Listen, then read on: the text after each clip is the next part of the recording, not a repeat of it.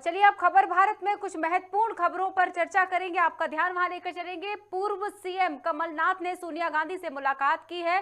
माना जा रहा है 2023 के मिशन 2023 को लेकर मंथन किया गया है। दिग्विजय सिंह और मुकुल वासनिक भी मौजूद रहे। महासचिव केसी वेणुगोपाल से भी मिले हैं कमलनाथ।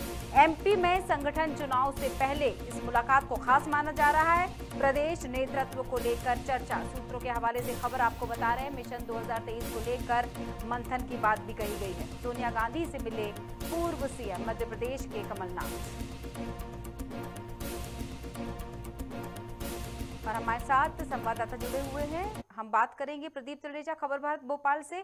प्रदीप, जिस तरह से कमलनाथ ने चर्चा की है, वो सोनिया गांधी से खास मुलाकात की और कई महत्वपूर्ण मुद्दों पर शायद चर्चा करने की बात हुई, और 2023 जो महत्वपूर्ण बात है मंथन को लेकर चुनाव को। जी देखिए, बिल्कुल आज जिस प्रकार से दिल्ली में सोनिया गांधी के निवास पर पूर्व मुख्यमंत्री कमलनाथ हो, चाहे पूर्व मुख्यमंत्री दिग्विजय सिंह हो, वहां पर पहुंचे हैं। साथ में उनके साथ जो प्रदेश प्रभारी है मुकुल वासनिक, वो भी वहां पर पहुंचे। देखिए, प्रदेश के अंदर संगठन में लेकर कहीं ना कहीं चुनाव की जो सुगबुगाहट है वो भी कहीं ना कहीं तेज देखी जा रही है। देखिए, लगातार पिछले कई समय से हम देख रहे हैं कि कांग्रेस लगातार 2023 को लेकर के एकजुट बनी हुई है। देखिए, कुछ दिन पहले कमलनाथ के निवास पर बैठक हुई जिसमें सर्वसम्मति से कमलनाथ के चेहरे पर चुनाव लड़ने की बात की गई।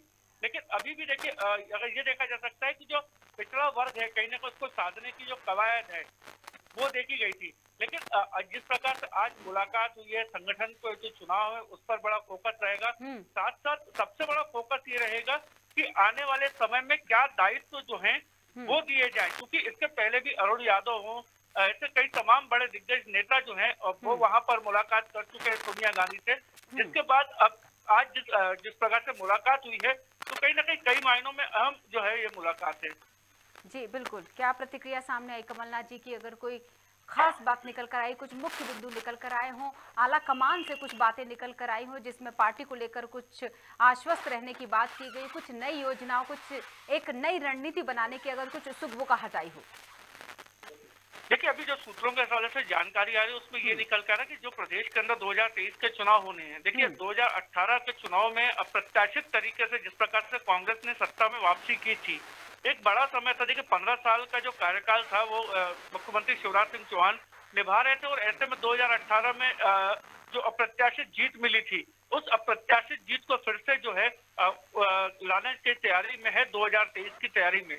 देखिए, कई जो ऐसे मुद्दे हैं, देखिए महंगाई का मुद्दा हो, भ्रष्टाचार हो या बेरोजगारी की मार हो, ऐसे कई तमाम जो मुद्दे हैं जिसको लगातार सरकार जो है, जो कमलनाथ है या कांग्रेस है, वो सरकार को घेरती हुई जरूर नजर आई।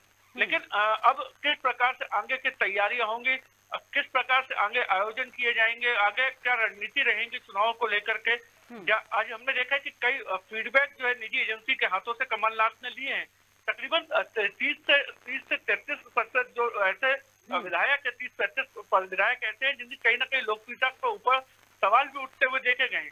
हालांकि ये पूरी जो जांच रिपोर्ट थी वो कमलनाथ ने निजी एजेंसियों के माध्यम से कराई थी। ये भी फीडबैक वहां पर दे सकते हैं कि लोकप्रियता के आधार पर आने वाले समय में किन चेहरों को मौका दिया जा सकता है या नहीं दिया जा सकता, या आने वाले समय में जो युवा पीढ़ी है उनको किस प्रकार से आगे टिकट दिए जाएंगे, या महिलाओं को कितना प्रतिशत टिकट रहेगा, ये आगामी रणनीतियों का जो जिसको लेकर के बैठक रखी गई है, ये जो पूरी जानकारी है सूत्रों के हवाले से निकल रही है। बिल्कुल, बहुत बहुत शुक्रिया। लेकिन हम एक और खबर पर आपसे चर्चा करना चाहेंगे, तो आपसे अनुरोध कि थोड़ा बने रहिएगा, और हम दूसरी जो महत्वपूर्ण खबर है वो पहले दर्शकों के साथ शेयर करेंगे। दूसरी महत्वपूर्ण खबर पर हम चर्चा करने वाले हैं प्रदीप जी से। वो खबर है हमारे जो वेरिएंट अगली चौथी लहर को लेकर, क्योंकि बहुत दिनों से लोगों के मन में विचार था कि क्या चौथी लहर आएगी। तो आपको बता दें, देश के कई राज्यों में चौथी लहर को लेकर अलर्ट दे दिया गया है। नई वेरिएंट एक्सी को लेकर मध्य प्रदेश में अलर्ट है। कोरोना के नए वेरिएंट को लेकर मध्य प्रदेश में खासतौर से जिन राज्यों की बात की है उसमें मध्य प्रदेश भी है। जिला कलेक्टर और सीएमएचओ को निर्देश दे दिए गए हैं ताकि एहतियात बरती जाए। हेल्थ कमिश्नर सुदाम खाड़े ने सतर्कता बरतने के निर्देश दिए हैं। ट्रांसमिशन रेट हाई होने के कारण तेजी से फैलने की आशंका। चौथे लहर को लेकर वेरिएंट एक्सी का जो मध्य प्रदेश में अलर्ट है उसको लेकर ये तमाम जानकारियां, और इस पर हम चर्चा करेंगे। हमारे साथ लगातार बने हुए हैं प्रदीप तलरेजा जी। प्रदीप, क्या कहना चाहेंगे, चौथी लहर को लेकर जो बातें उठ रही थी, अब धीरे धीरे वो साफ होता जा रहा है आईना, यानी कि लहर की आहट तो है लेकिन तैयारी भी मुस्तैदी से करनी पड़ेगी। शायद यही कारण है कि कमिश्नर ने अब आदेश दे दिए सीएमएचओ और जिला विभाग में। जी, इस प्रकार से हमने देखा कि काफी लंबा समय जो है वो कोरोना का काल निकला है।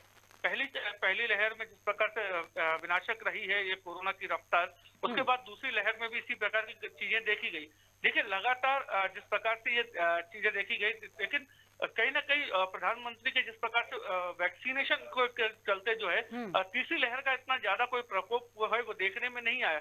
लेकिन अगर विदेशों की बात करें तो जहां पर इसकी शुरुआत हुई थी कोरोना को लेकर, वहां पर फिर से एक बार उग्र रूप जो है वो देखा जा रहा है। देखिए कोरोना का जो नया वेरिएंट एक्सी जो है वो देखने में आ रहा है, वो कहीं ना कहीं उससे ज्यादा घातक बताया जा रहा है। ऐसे में लगातार ये प्रयास किए जा रहे हैं कि वैक्सीनेशन को किस तरीके से, अभी हमने देखा है कि लगभग प्रदेश के वैक्सीनेशन की अगर स्थिति देखें तो लगभग 95% से ज्यादा पहले वो दूसरे डोज की हो गई है। लेकिन कहीं ना कहीं बूस्टर डोज को लेकर के जिस प्रकार की जो गतिविधियां जिस हिसाब से तेजी आनी चाहिए थी वो नहीं हो पा रही है। उसमें एक बड़ा फैक्टर जो था वो पैसे का था, जिसके कारण जो है पहले हमने देखा जो निःशुल्क जो इंजेक्शन लग रहे थे अब उसमें पैसे लेकर जो है वैक्सीनेशन किए जा रहे हैं। तो ऐसे में जिस प्रकार से बूस्टर डोजों की जो कमी है वो देखी जरूर जा रही है। लेकिन अगर चौथे अगर लहर की अगर हम बात करें तो जिस प्रकार से लगातार ये चीजें देखिए, दिल्ली में देखिए स्कूलों में जिस प्रकार से कोरोना फैला है, इस समय आईपीएल में दौरान भी हमने देखा है कि दिल्ली के जो मैनेजर हैं वो भी कोरोना से संक्रमित हुए। तो ऐसे में एक बार फिर से कोरोना का जो खतरा है वो कहीं ना कहीं मंडराने लगा है। ऐसे में जो सतर्कता की जरूरत है उसको लेकर जो दिशा निर्देश हैं वो जरूर दे दिए गए। बिल्कुल, क्योंकि बूस्टर डोज लगवाना बहुत जरूरी हो गया है, शायद इसीलिए बूस्टर डोज एक बहुत ज्यादा जागरूकता भी फैलाई जा रही है। किस तरह से लोग जो पहले और डोज, अभी दूसरे डोज की बात करें, प्रदीप आप भी शायद जानते हैं कि दूसरा डोज ही बहुत सारे लोगों ने नहीं लगवाया है, तो वो बूस्टर डोज तक कैसे पहुंचेंगे। दूसरी बड़ी बात कि बूस्टर डोज को लेकर जो कीमतों की बात की जा रही थी, शायद यही कारण है कि पहले दिन सिर्फ 28 से 29 लोगों ने ही लगवाया था बूस्टर डोज। जी जी देखिए बिल्कुल, लगातार हमने देखा कि जिस प्रकार से प्रदेश की जो प्रथम डोज की अगर हम बात करें लगभग 96.कुछ% के आसपास जो है वो मध्य प्रदेश में वैक्सीनेशन का प्रथम डोज हो चुका था। लेकिन अगर दूसरे डोज की अगर बात करें तो उसको लगवाने के लिए कहीं ना कहीं सरकार को भी थोड़ा जद्दोजहद तो करनी पड़ी थी, जिसके बाद ये आंकड़ा लगभग 90% के आसपास पहुंचा था। देखिए जो 18 वर्ष से कम उम्र के बच्चे हैं उनको लेकर भी जो एडवाइजरी थी वो भी जारी कर दी। इसके बाद कहीं ना कहीं उसमें भी प्रत्याशित जो है वो सफलताएं जरूर देखी जा रही। देखिए अगर बूस्टर डोज जब आया तो उसमें जो पेमेंट की जिस प्रकार से बात आ रही है, देखिए 600 कुछ रुपए के आसपास का जो है वो कोरोना का वैक्सीनेशन का बूस्टर डोज जो है वो आ रहा है। लेकिन सरकार के द्वारा 150 रुपए लगाने की बात कही गई थी, जिसमें हॉस्पिटल प्रबंधन को अगर देखा जाए तो 160 से 70 रुपए के आसपास का जो डिफरेंस था वो जरूर था, जिसको लेकर के हॉस्पिटलों में कश्मकश की स्थिति, जैसे 11 सेंटर थे जहां पर बूस्टर डोज लगवाने की बात जो है वो की गई थी राजधानी भोपाल में। लेकिन उसके बावजूद भी अब अगर बात करें तो बूस्टर डोजों में जिस प्रकार से ये कहा जा सकता है कि जो क्षमता के हिसाब से लगने चाहिए थे या जिस प्रतिशत के लगने चाहिए थे वो नहीं लग पाए। देखिए बूस्टर डोज कहीं ना कहीं तीसरी लहर के बाद कहीं ना कहीं चौथी लहर पे इसका इफेक्ट जो है वो जरूर देखने में आएगा। जी बिल्कुल, तमाम जानकारी के लिए बहुत बहुत शुक्रिया। हमारे साथ जुड़े थे सीनियर रिपोर्टर खबर भारत भोपाल से प्रदीप तलरेजा, तमाम जानकारियां दे रहे थे। और जिस तरह से हम जिस खबर पर चर्चा कर रहे हैं वो वेरिएंट एक्सी से जुड़ी हुई है। मध्य प्रदेश में इसका अलर्ट जारी कर दिया गया है। दर्शकों को जरूर बताना चाहेंगे कि दुनिया भर में कहर मचा रही कोरोना की चौथी लहर, हालांकि अब तक तो भारत से दूर है, लेकिन विदेशों में जिस तेजी से मामले बढ़ रहे हैं उससे केंद्र और राज्य सरकार की चिंताएं बढ़ गई हैं। यही कारण है कि कई राज्यों में अलर्ट जारी कर दिया गया है। जिला कलेक्टर और सीएमएचओ को निर्देश मिल चुके हैं।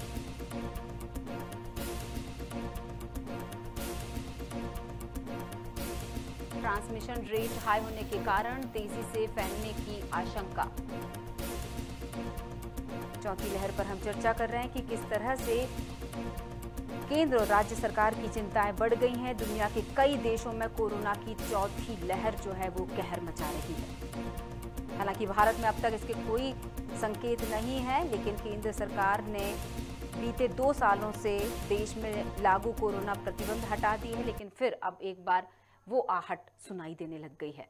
हमारे साथ जुड़ चुकी हैं डॉक्टर प्रियंका प्रसाद। हम उनसे चर्चा करेंगे कि किस तरह से सावधान रहा जा सकता है, किस तरह से अपनी सेहत का ख्याल रखा जा सकता है, बूस्टर डोज कितना इंपॉर्टेंट है। बहुत बहुत स्वागत है डॉक्टर प्रियंका जी। नमस्ते जी। डॉक्टर प्रियंका जी। मैम, आप तक आवाज पहुंच रही है मेरी? जी हाँ जी। मैं सवाल रखती हूं अपना, शायद आपकी आवाज़ भी मुझ तक पहुंच पाए और दर्शकों तक भी पहुंच पाए कि किस तरह से हम बूस्टर डोज की बात कर रहे हैं, किस तरह से हम चौथी लहर की आहट की बात कर रहे हैं। फिलहाल जिस तरह से कमिश्नर साहब की बात को माने, उन्होंने सीएमएचओ और बाकी तमाम जिम्मेदारों को ये बात कह दी है कि अब हमें अलर्ट मोड पर रहना होगा। क्या कहेंगे? जी हाँ, कोरोना के अभी केसेस बढ़ रहे हैं, स्पेशली दिल्ली और केरला में। तो हमें काफ़ी सावधान रहना चाहिए। जो एहतियात बरतना है वो तो सभी को मालूम ही है कि हमें मास्क लगाना चाहिए, पब्लिक प्लेसेस में ज़्यादा भीड़ भाड़ से बचना चाहिए, 2 गज की दूरी रखनी चाहिए और कोरोना की वैक्सीन्स कंप्लीट कर लेनी चाहिए। बिल्कुल, क्योंकि बहुत सारे मैम एक क्वेरी ज़रूर है, मतलब बहुत सारे लोगों ने हम लोगों से कई तरह के, मीडिया से कई तरह के सवाल भी रखते हैं वो कि भाई क्या सरकार चाहती है, क्या कह रही है, किस तरह की प्लानिंग की जा रही है कि फर्स्ट डोज, सेकंड डोज, उनको जागरूकता, जो हम हर बार कहते हैं कि जागरूकता की कमी ही है जिसकी वजह से असुरक्षा की भावना आती है। तो कितना ज़रूरी है फर्स्ट डोज के बाद सेकेंड डोज का लगाया जाना और जिनके दोनों डोज कंप्लीट हैं उनका बूस्टर डोज लगाया जाना, प्रिकॉशन डोज जिसे कहा जा रहा है। हाँ जी हाँ, एक वैक्सीन ही है जो हमें कोरोना से बचा सकती है। हालांकि इन्फेक्शन होने से वैक्सीन नहीं बचा सकती हमें, लेकिन तो उसकी सीवियरिटी को, हमें उससे लड़ने की शक्ति को प्रदान कर सकती है और उसकी सीवियरिटी कम कर सकती है हमारी बॉडी में। तो इसलिए कोरोना की वैक्सीन बहुत ज़रूरी है लगाना। तो फर्स्ट डोज के बाद कुछ प्रतिशत इम्यूनिटी आती है, लेकिन सेकंड डोज के बाद काफ़ी हद तक इंसान प्रोटेक्टेड हो जाता है। और अगर 9 महीने आपके बीत चुके हैं सेकंड डोज के बाद, तो थर्ड डोज, बूस्टर डोज लगाना ज़रूरी है। तभी हम कंप्लीटली इम्यून कहलाएंगे और हमारी इम्यूनिटी हाई होगी और हमें कोविड से लड़ने की शक्ति हमारी ज्यादा होगी। जी। अब दूसरा कंफ्यूजन जो क्रिएट हुआ है वो ये है कि वैक्सीन कौन सी बेहतर होगी, क्योंकि सभी वैक्सीन है तो इक्वली प्रोटेक्टिव है। हाँ। ऐसा बहुत ज्यादा तो इंडियन पॉपुलेशन में नहीं है कि इसी टाइप की वैक्सीन ज्यादा प्रोटेक्टेड है। सभी आपको जो भी उपलब्ध है, इम्पोर्टेंट है वैक्सीन लगाना, ना कि कौन सी वैक्सीन लगाना। बिल्कुल। क्या आप बतौर विशेषज्ञ चिकित्सक क्या सलाह देना चाहेंगी लोगों को, किस तरह की लाइफस्टाइल को एक बार फिर से फॉलो करना होगा, किस तरह की दिनचर्या एक बार फिर से उन्हें अपने रूटीन में लाना होगा, क्योंकि जो अच्छी आदतें उस 2 साल कोरोना काल, जो 2 साल बीता, उसमें जो डेवलप हुई थी, जो विकसित हुई थी, कहीं ना कहीं अब फिर से वो भागदौड़ भरी जिंदगी में छूट सी गई हैं। यानी कि अब चौथी लहर के लिए फिर से हमें शारीरिक और मानसिक रूप से मजबूत होना पड़ेगा, आर्थिक और सामाजिक रूप से भी शायद। जी हाँ, बिल्कुल आपने सही बोला। हमें मानसिक रूप से प्रिपेयर होना पड़ेगा इस चीज़ के लिए, क्योंकि फर्स्ट लहर के बाद लोग बाग बहुत ज़्यादा बेपरवाह और लापरवाह हो गए थे, जिसके कारण सेकंड वेव में काफ़ी ज़्यादा संक्रमित हुए और काफ़ी लोगों ने सफ़र भी किया। लेकिन वही हमें अब दोबारा नहीं दोहरानी है। हमें समझना होगा, अगर सरकार लॉकडाउन लगाती है और काफ़ी ज़्यादा रिस्ट्रिक्शन करती है तो उससे हम ही को ज़्यादा नुकसान होगा। इसलिए बेहतर होगा कि हम अपने आप में अंकुश लगाएं और कोरोना के नियमों का पालन करें। सबसे पहले तो मास्क ज़रूर लगाएं और दूसरा, भीड़ भाड़ की जगह में, पब्लिक प्लेसेस में जाने से बचें जितना हो सके। और ज़रूरी है तो कम से कम 2 गज की दूरी ज़रूर बनाएं और मास्क ज़रूर लगाएं और अपने हाथों को सैनिटाइज करते रहें। बिल्कुल बिल्कुल। और जिस तरह से गर्मी का समय चल रहा है, क्या कुछ ज़रूरी एहतियात? हाँ जी हाँ, गर्मी के मौसम में हमें एक तो साफ सफाई का ज़्यादा ध्यान रखना चाहिए और बार बार हाथ धोना चाहिए, तो इन सब चीज़ों का। और पब्लिक प्लेसेस में ज्यादा भीड़ भाड़ की जगह में जाने से बचना चाहिए। जी बिल्कुल, तमाम जानकारी के लिए बहुत बहुत शुक्रिया हाँ, हमसे जुड़ने के वैसे तो हमारे जी। भारत में 90% लोग संक्रमित हो चुके हैं एंड इसका खतरा थोड़ा कम है। जी, लेकिन फिर भी हमें अपनी सेहत हमारे हाथ में ही है। बिल्कुल, इसलिए हमें सावधानी में ही सुरक्षा हाँ, है, जी हाँ, जो हर बार हम जी। बात कहते हैं।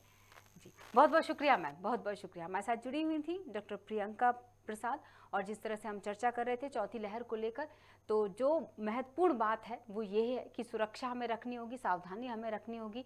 तो यानी कि जिन्होंने फर्स्ट डोज लगवा दिया है और सेकेंड डोज से अभी तक बचे हुए हैं, वो बिल्कुल बचने की कोशिश ना करें, सेकेंड डोज ले लें।